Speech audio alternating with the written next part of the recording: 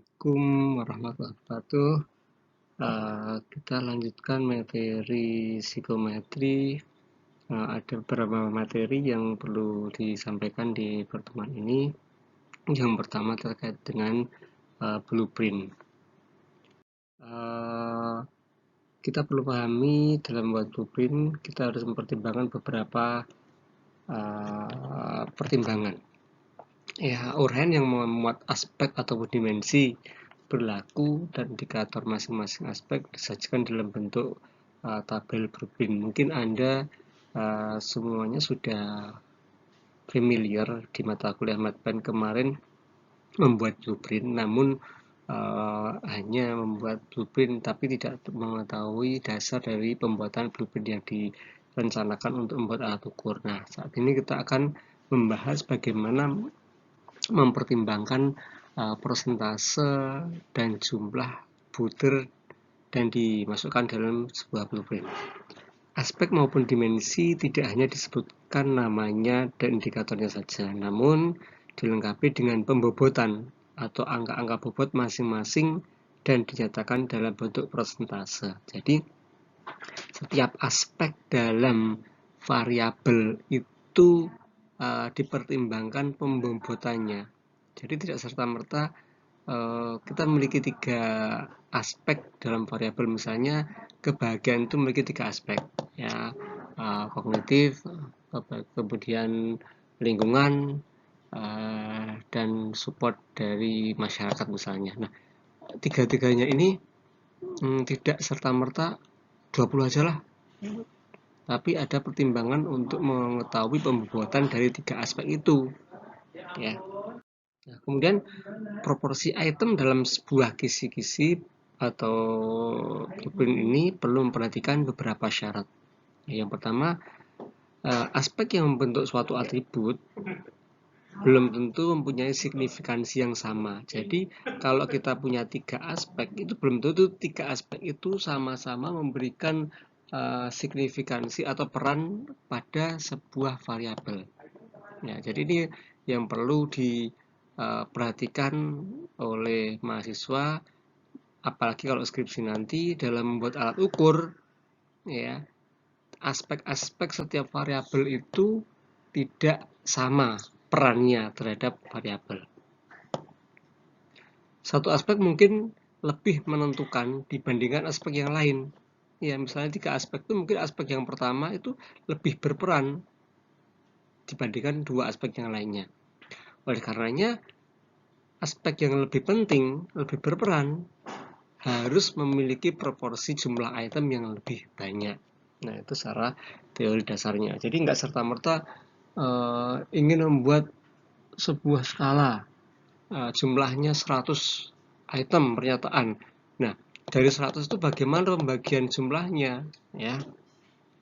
Kemudian aspek mana yang lebih signifikan dibandingkan aspek yang lain didasarkan pada teori yang sudah ada atau analisis faktor yang dilakukan sebelumnya. Jadi untuk tahu dari 3 aspek ini aspek manakah yang paling berperan, kita harus meninjau dari teori-teori yang sebelumnya ada ataupun menganalisis dari faktor yang penelitian-penelitian sebelumnya.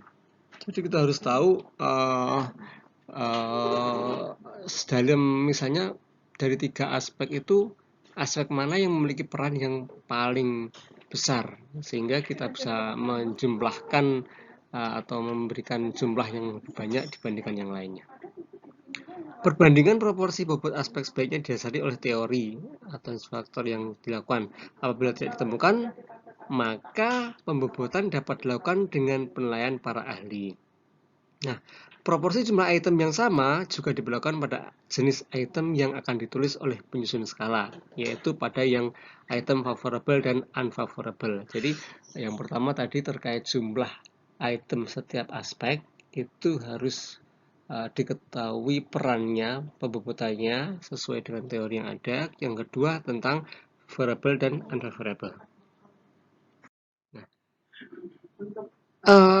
item favorable merupakan item yang isinya mendukung atau memihak maupun menunjukkan indikasi ciri dari atribut yang diukur. Sebaliknya, unfavorable merupakan item yang isinya tidak mendukung, tidak memihak maupun menunjukkan indikasi atau ciri atribut yang tidak diukur. Contoh, pengukuran semangat kerja karyawan. Itemnya berbunyi, saya berangkat kerja dengan gembira. Itu merupakan item yang favorable.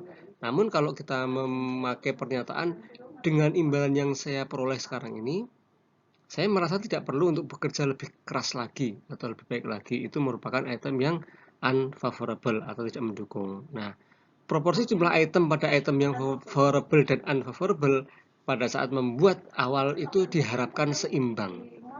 Ya, diharapkan item yang favorable dan unfavorable itu diharapkan seimbang ya teman-teman ya. Ya. Untuk menghindari stereotip jawaban dari responden. Hal ini terutama untuk skala psikologi yang mempunyai format respon dari sangat tidak setuju hingga ke setuju ataupun dari yang sangat tidak sesuai ke yang sangat sesuai. Nah, ini merupakan contoh blueprint skala agresivitas. Di sini blueprint itu memiliki beberapa format ya teman-teman ya. Ini format yang pertama, contoh blueprint ada aspeknya, ada indikatornya, ada pembobotannya. Di sini juga sudah dilihat bobot yang pertama 23%, yang kedua 37,5%, yang ketiga 37,5%.